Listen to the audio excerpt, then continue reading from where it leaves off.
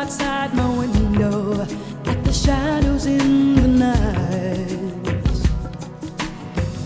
I hear the sound of distant crying, the darkness multiplying, and we're